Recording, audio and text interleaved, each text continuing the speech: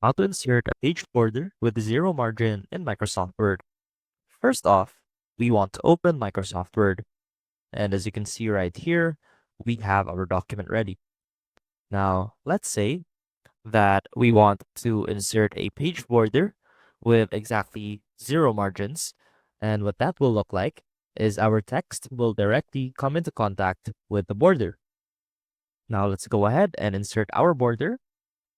Head on over to the Design tab, click on Page Borders.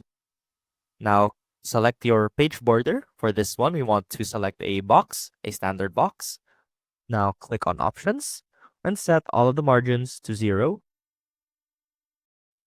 And you'll see that in the preview, our text comes directly into contact with our border. Now click on OK twice.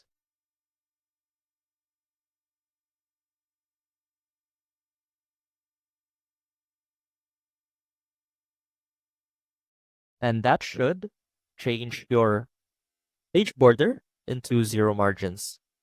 I hope this helped, and I will see you soon.